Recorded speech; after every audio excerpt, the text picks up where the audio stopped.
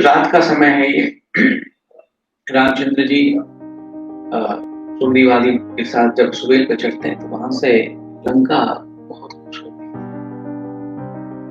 और त्रिकुट जो था वो करीब 20 बाई 10 योजन का पहाड़, मतलब एक बड़ा था, 20 योजन ऐसे लंबा, 10 योजन चौड़ा और ऊंचाई उसकी थी। और उसके टॉप के शिखर पे रावण की लंका थी। तो किसी व्यक्ति के लिए वो ऐसे ही अवैध थी। तो रामचंद्र जी वहां से देखते हैं तो लंका बहुत उनको खूबसूरत दिखती है और रामचंद्र जी स्वयं वर्णन करना शुरू करते हैं, देखो इस रावण ने क्या लंका बनाई है। और तब जब राम जी इस प्रकार से बोल रहे होते हैं तो सुग्रीव सहसा खड़ा हो जाता है और सुग्रीव की नजर रावण पर पड़ जाती है। तो सुग्रीव देखते हैं कि रावण लाल कलर का ड्रेस पहन कर बैठा है और उसके कुछ जो सर्वेंट्स हैं चामर वामर कर रहे हैं।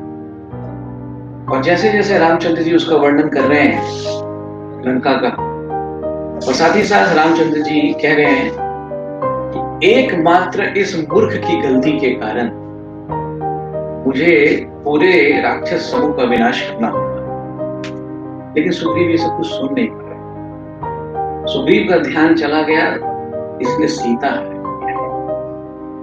तो रामचंद्र जी इधर एक से क्लास दे रहे थे और सुग्रीव सहसा वहां से उछला और उछल करके सीधे रावण के पास पहुंच गए। अब रावण अचानक से इतना बड़ा बंदर देख करके परेशान हो गया। बंदर तो सहसा अगर आए तो ऐसे ही किसी को भी डर लगता है। और सुग्रीव वहां पे खड़े होकर के रावण के पास रावण को गाली देने लगे, बोले नालायक, तुमने सीता को चुराया। और रावण को समझ पाता उसके पहले उसको एक झापड़ मारते। रावण को गुस्सा आया, बंदर ने मारा है। फिर रावण को भी समझ में आया कि ये सुग्रीव है। तो रावण ने कहा बहुत अच्छा, तुम ऑलरेडी मेरे पास आ गए, अब मैं तुमको छोड़ूंगा नहीं। और इस प्रकार से सुग्रीव और रावण का मल्ल युद्ध वहां शुरू हो जाता है। रावण अपने पैंतरे देता है सुग्रीव के साथ युद्ध करने के लिए, सुग्रीव अपने पैंतरे देता है युद्ध करने के लिए। और सुग्रीव जी अपने नाखून से उसके मुंह को नोच लेते हैं।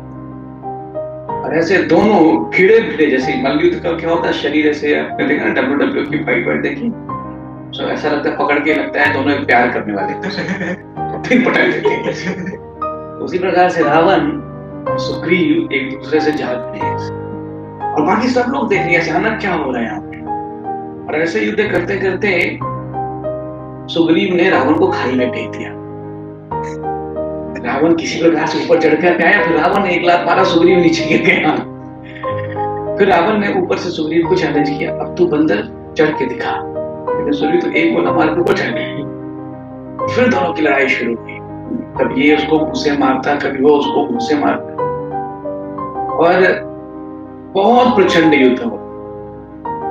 तभी रावण एक प्रकार से उस मल्लयुद्ध में सुग्रीव से हार गया। और जब रावण मल्लयुद्ध में हार गया तो अब वो सुग्रीव के सामने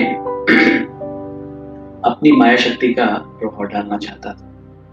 लेकिन इसके पहले कि वो अपनी माया शक्ति का प्रभाव डालता, सुग्रीव इस बात को समझ जाते हैं। जैसे ही सुग्रीव को लगा कि रावण अब माया शक्ति का प्रयोग करेगा, और उधर राम जी को अचानक क्लास में सुग्रीव नहीं दिखा। तो राम जी बेचारे परेशान हो गए, मुझे किधर गए? बोला वो तो छलांग मार के ऊपर जा चुका है। तो राम जी बहुत चिंता में आ गए और चिंता में आकर के, ये चिंता दोनों जगह जागृत की गई। राम जी चिंता में बोलने लगे, सुग्रीव तुम तो युद्ध शुरू करने के पहले ही खत्म कर चुके हो, अब तुम उस मायावी रावण के चक्कर में फंस गए, अब तुम लौट करके तो आओगे नहीं, और जब तुम नहीं रहोगे तो मैं जीवित रह के क्या करूंगा? और राम वहां कहते हैं, मुझे सीता की भी चिंता नहीं, लक्ष्मण भरत शत्रुघ्न की भी कोई चिंता नहीं, तुम्हारे जैसा मित्र पाकर के मित्र खो दूं तो उस जीवन का कोई उपयोग नहीं।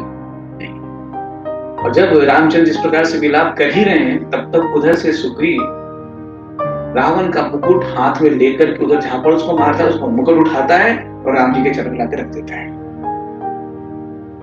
और जब रावण का मुकुट ऐसे लेकर के सुग्रीव भाग जाते हैं तो रावण उधर रोने लगा।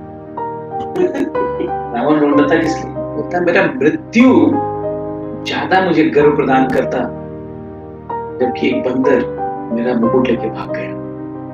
इज्जत की बात होगी ना उसकी कंप्लीटली। लेकिन जब इधर सुग्रीव जी वापस आते हैं रामचंद्र जी के पास, रामचंद्र जी उससे खुश नहीं थे। देखो यहाँ पे एक अच्छा एग्जाम्पल ले रहे, सेवा किया लेकिन स्वामी खुश नहीं। फिर रामचंद्र जी कहते तो गया किधर था? सुग्रीव बोले मैं क्या करता, रावण का चेहरा देख करके इतने 10 महीने का जो गुस्सा था सब बाहर आ गया मेरा। मैं बर्दाश्त नहीं कर पाया उसको, और वो भी तब जब आप दुख में है और वो हवा खा रहा है उधर। मारा मैंने, एक झापड़ मारा उसको पहले मैंने जाकर के। रामचंद्र जी कहते हैं ये बात सही नहीं, आपने वैसे तो बहुत बड़ा कार्य किया, लेकिन हमेशा बड़े से या अपने मित्रों से पूछ करके कार्य करना चाहिए। तो भक्ति में भी क्या तपस्या आप कर रहे हैं इससे इंपॉर्टेंट नहीं है कुछ, लेकिन उस तपस्या को करने के लिए आशीर्वाद है कि नहीं आपके पास, वो बहुत इंपॉर्टेंट। गुरुपाल जी ने क्या कहा, अगर बिना वैष्णवों के आदेश या गुरु के आदेश के कोई ज्यादा माला जप करे तो पागल हो जाएगा।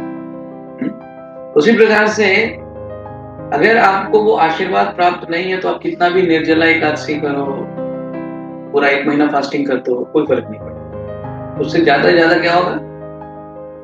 क्या होगा उससे ज्यादा से ज्यादा? आपका प्राइड, आपका घमंड, और कुछ नहीं। तो रामचंद्र जी कहते हैं कि एक्टिविटी थी सही है, मतलब आपने किया, अच्छा किया, अच्छा सर्कस किया आपने, बट ये उपयुक्त नहीं था इस समय के लिए। तो अगर रावण ने आपको पकड़ लिया होता तो ये युद्ध यहीं पे समाप्त हो गया।